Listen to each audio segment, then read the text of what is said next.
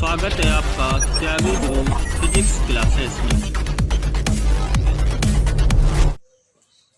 जय श्री कृष्णा बच्चों, कैसे हो?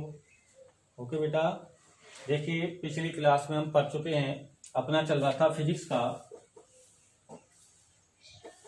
अपना था अध्याय 6 जिसका नाम है विद्युत परिपथ। तो बेटा विद्युत परिपथ में हम कुछ महत्वपूर्ण टॉपिक पढ़ चुके थे, जैसे किरचॉफ्स लॉ यानी किरचॉफ के नियम। उसके बाद हमने पढ़ा व्हीटस्टोन के बाद हमने पढ़ा मीटर ब्रिज। आज कुछ महत्वपूर्ण टॉपिकों में सबसे पहला महत्वपूर्ण टॉपिक है जिसका नाम है विभव मापी। क्या है बेटा? विभव मापी। देखिए विभव मापी क्या है?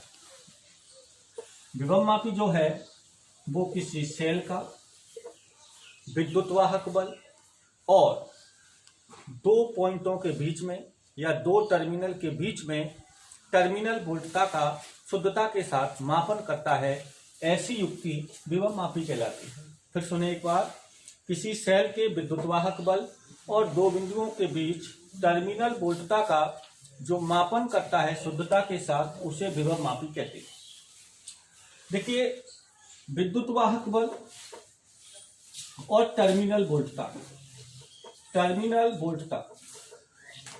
तो बेटा इसका मापन तो वोल्टमीटर भी करता है। एक युक्ति का नाम है वोल्टमीटर।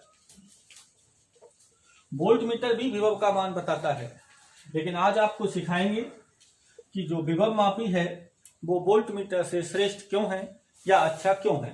तो समझना बेटा ध्यान से। देखिए वोल्टमीटर का काम क्या है। अगर ये सर्किट में कोई प्रतिरोध है, राइट बेटा, जिसको मैं R मान लेता हूं, इसमें धारा बह रही है I, तो वोल्टमीटर विभव के मान को बताता है। तो वोल्टमीटर परिपथ के कहां लगा होता है? समांतर क्रम में। कहां लगा होता है बेटा? समांतर क्रम में, जो इस प्रतिरोध के सिरों पर विभव की वैल्यू को बताता है। लेकिन आप ध्यान से देखिए कि अगर यहां से कोई धारा बह रही है I, राइट बेटा, और कुछ धारा जब यहां आएगी तो कुछ हिस्सा धारा का इधर चला जाएगा। मैंने माना इधर चला गया I डैश, तो इसमें कितना बचेगा? इसमें धारा कितनी बचेगी? I में से कितनी गई? I डैश, तो यहां बचेगा I माइनस I डैश। ये है धारा इस प्रतिरोध में से बहने वाली, क्योंकि धारा के कुछ मान को किसने ले लिया? वोल्टमीटर ने।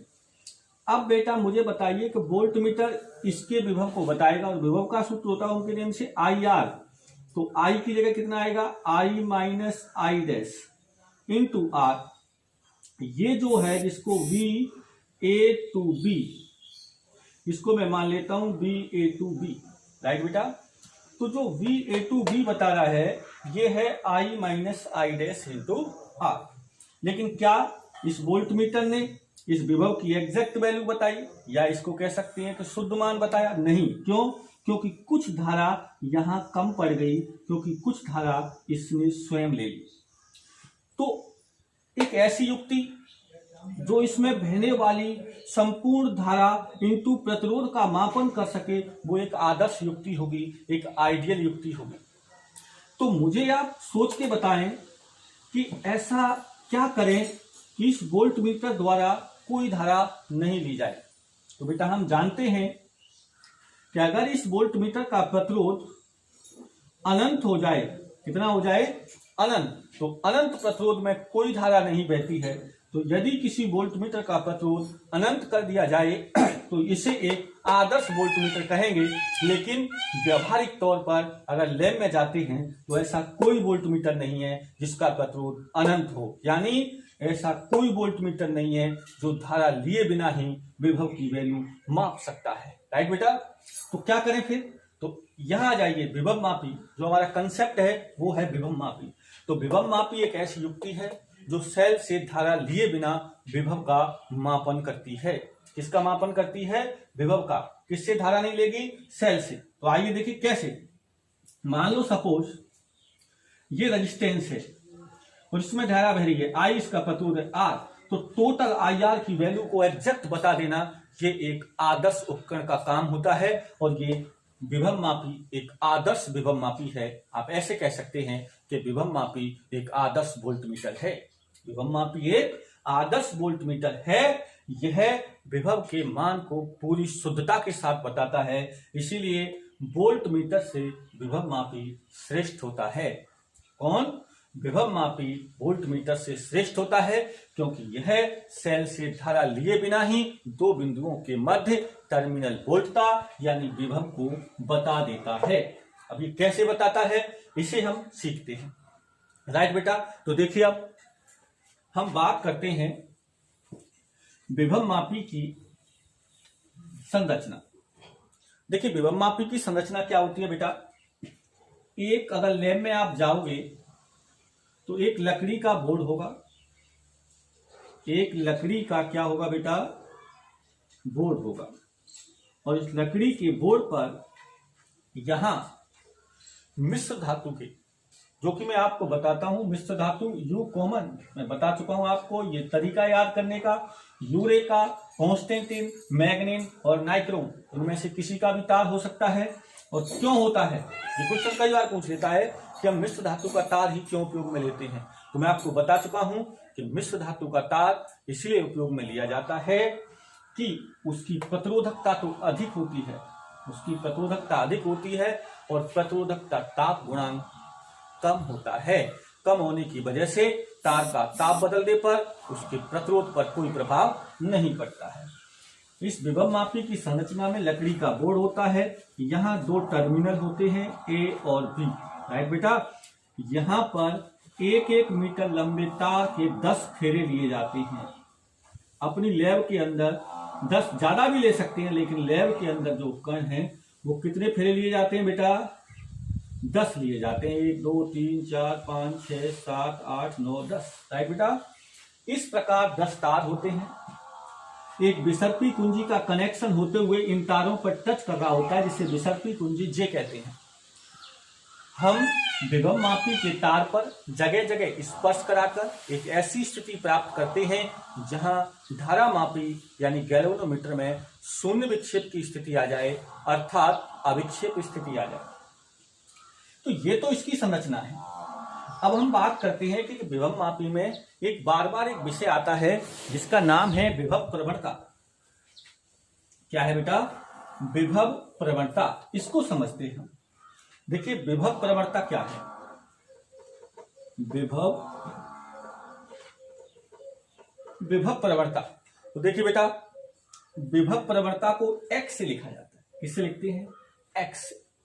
ये होता है x बराबर, इसको ऐसे लिखा जाता है EP upon L, EP upon capital L। सुना बेटा ध्यान से, ये जो EP है ये सेल का विद्युत वाहक बल है। P का मतलब है प्राइमरी सर्किट, यानी आगे आपको सिखाने जा रहे हैं कि प्राथमिक परिपथ में लगे सेल का विद्युत वाहक बल, और L है विभव मापी के तार की कुल लंबाई। विभव मापी के तार की कुल लंबाई, तो इसको कैसे बोलेंगे बेटा, ऐसे बोलेंगे। देखिए एकांक लंबाई पर तार की, विभव मापी के तार की एकांक लंबाई पर विभव पतन के मान को विभव प्रवणता कहते हैं। फिर सुनने एक बार डेफिनेशन, विभव मापी के तार की एकांक लंबाई पर विभव पतन, मतलब पतन का मतलब होता है हानि। यहाँ विभव लॉस होता है, जैसे जैसे लंबाई बढ़ती है पोटेंशियल ड्रॉप होता चला जाता है। तो एकांक लंबाई पर विभव पतन के मान को विभव प्रवणता कहते हैं।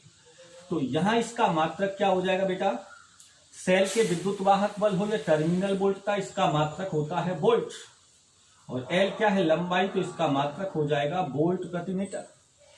और इसे किससे लिखते हैं, x से, वोल्ट प्रति मीटर यानी विभव प्रवणता। कई बुक में इसे K से भी लिखा जाता है, लेकिन अपन यहाँ पर यूज ले रहे हैं x।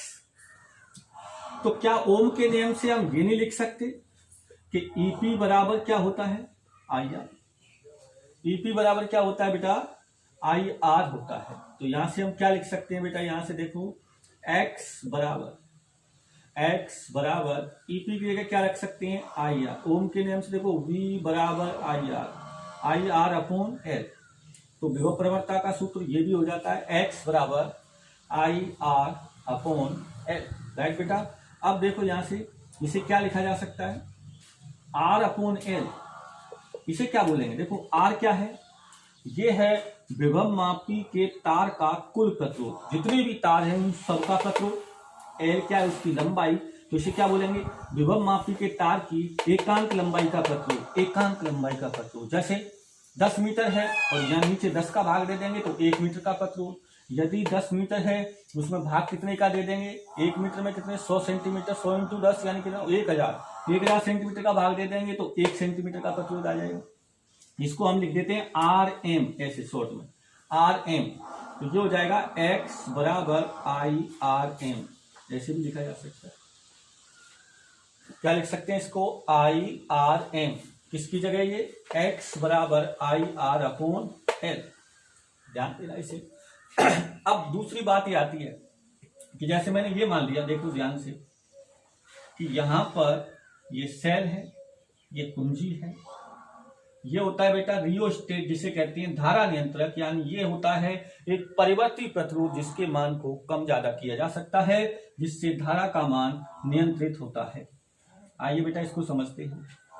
ये है A और B, मतलब A to B, यानी ये टोटल 10 तार हैं। एक लाइन से रिप्रेजेंट कर दिया है, बार बार 10 तार नहीं। ये टोटल लंबाई हो जाएगी 10 मीटर। प्लस माइनस ये सेल है EP, ये कुंजी है K, ये धारा नियंत्रक है RH। ओके बेटा, धारा प्लस से माइनस की तरफ। अगर इस टोटल तार का प्रतिरोध कितना है? R है, और इसकी टोटल लंबाई कितनी है? कैपिटल L है। तो मुझे बताइए कि ओम के नियम से धारा क्या होती है? पहले इसका देखो कुल प्रतिरोध R, कुल कितना होगा? एक तो ये R, एक ये सेल, मैं पढ़ा चुका हूं पिछले चैप्टर में कि सेल का एक आंतरिक प्रतिरोध भी होता है। यदि है तो इसका आंतरिक प्रतिरोध स्मॉल r, ये श्रेणी क्रम में, और प्लस ये प्रतिरोध, देखो ये थोड़ा ऐसे जुड़ेगा, ऐसे, प्लस ये धारा नियंत्रक का प्रतिरोध RH, जिसके मान को कम ज्यादा किया जा सकता है। जैसे इसकी रेंज होती है 0 से 60 ओम, तो इसका मिनिमम मान कितना है? 0, और मैक्सिमम कितना है? 60। ये हो गया R। तो इस पर पथ में बहने वाली धारा I बराबर क्या हो जाएगा बेटा? I बराबर हो जाएगा ओम के नियम से V, यानी EP बटे R कुल। तो ये हो जाएगा EP by R plus RH। अब हम जानते हैं यहां से, देखो इधर कि X बराबर क्या है? I, तो I की वैल्यू रख देंगे EP upon R plus RH, और इंटू R बाई L।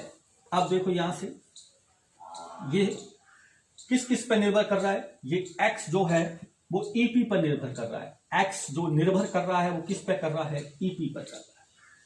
और किस पे कर रहा है बोलो? R पर, L पर। अब ये देखो, ध्यान से देखना, मैं निर्भरता की बात करने जा रहा हूं। ये प्रतिरोध पर भी निर्भर करता है। किस पर निर्भर करता है? प्रतिरोध पर। लेकिन ये R तो फिक्स है, इसे हम बदल नहीं सकते। 10 तार है तो 10 का होगा, 12 है तो 12। लेकिन R हो भी सकता है, नहीं भी हो सकता है, या नगण्य हो सकता है। जैसे सेल का आंतरिक प्रतिरोध यदि हमने नगण्य मान लिया तो R बराबर 0। RH का मान हमने क्या मान लिया? मिनिमम। सपोज RH बराबर 0, तो ऐसी स्थिति में X बराबर क्या आ जाएगा बेटा? ये हो जाएगा EP, नीचे क्या बचेगा? R, यहां से क्या बचेगा? R, और यहां से क्या बचेगा? L, R से R, तो X बराबर क्या आ गया बेटा? EP upon L। वापस वहीं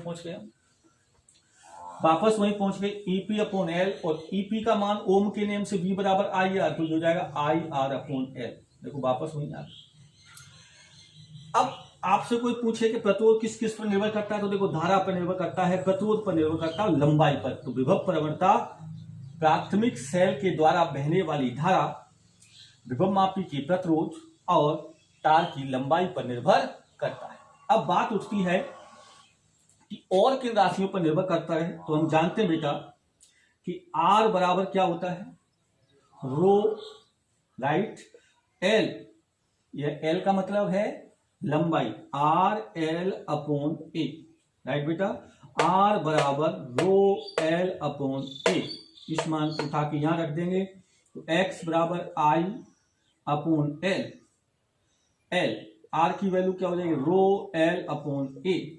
L से L क्या हो जाएगा? कैंसिल, क्या बचेगा, आई रो अपॉन ए बचेगा। तो बोलो आई रो अपॉन ए बचेगा।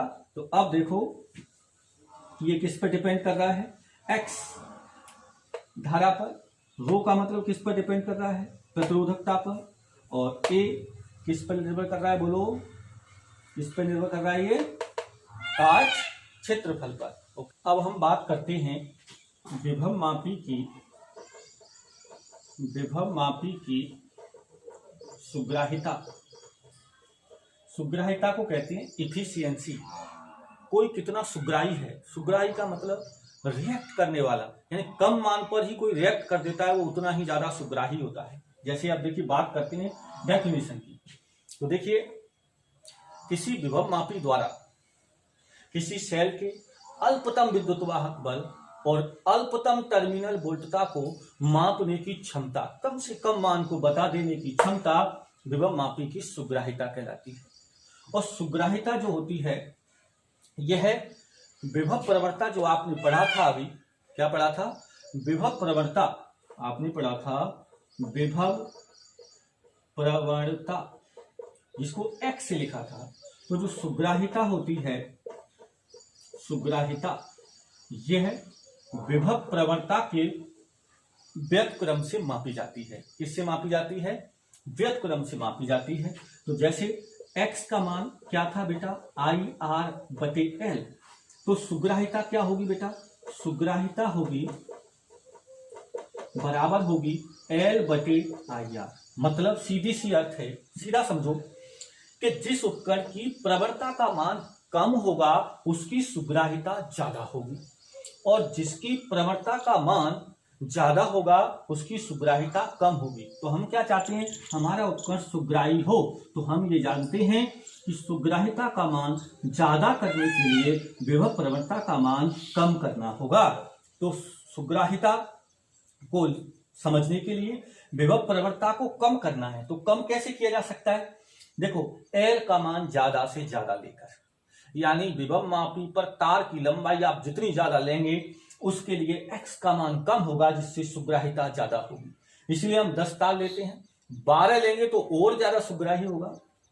I के मान को कम करके, यानी प्राथमिक परिपथ में कम से कम धारा ली जाएगी। कम से कम धारा कैसे, प्रतिरोध का मान बढ़ा दिया जाता है, यानी ज्यादा से ज्यादा तारों पर आपको क्या रखना होता है, जैसे हम जो धारा नियंत्रक होता है उसको बिल्कुल लास्ट कॉर्नर पर रख देंगे तो उसका प्रतिरोध बढ़ जाएगा, जिससे आई कम हो जाएगा, एक्स का मान कम होने पर सुग्राहिता बढ़ जाएगी। राइट बेटा, तो ये तो थी विभव मापी की सुग्राहिता। नेक्स्ट टॉपिक में पढ़ेंगे अपन विभव मापी का सिद्धांत और उसके एप्लीकेशन। धन्यवाद।